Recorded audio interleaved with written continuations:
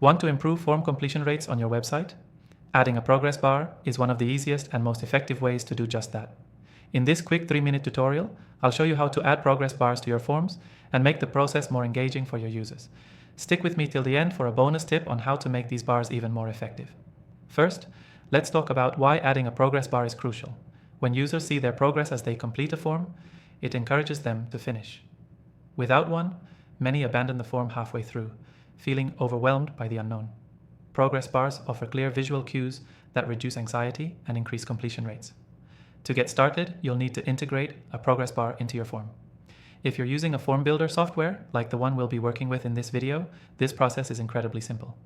Most of these platforms have built-in progress bar features or widgets you can drag and drop into your form. Now, let's dive into the steps. First, choose your software and open the form builder. Once inside, look for the option to add a new field or widget. In most cases, you'll find a progress bar option in the Settings or Tools menu. Once you've selected the progress bar, you can adjust its design.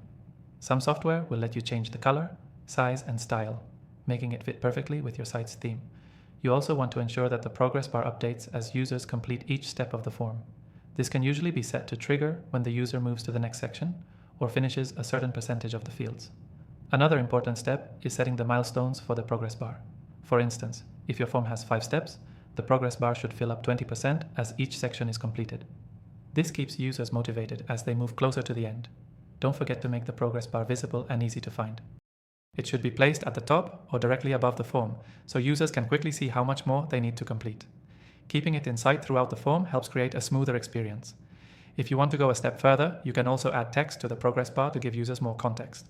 For example, step 1 of 5 or 50% complete can make it even more motivating. Now, here's the bonus tip I promised. Customize the progress bar's behavior based on user interaction. If a user fills out the first section quickly, you can make the bar reflect that faster, offering a more dynamic and personalized experience. By now, you should have a solid understanding of how to add a progress bar to improve form completion. Key takeaway. Adding a progress bar to your form not only motivates users to finish, but also provides a better overall experience. Remember to adjust it for your specific form structure, customize the design, and keep it visible throughout. Before we wrap up, don't forget that you can access an exclusive free trial of the software we've used in this video. It's available only to viewers of my channel, so be sure to grab that in the description below if you want to follow along and start improving your forms today.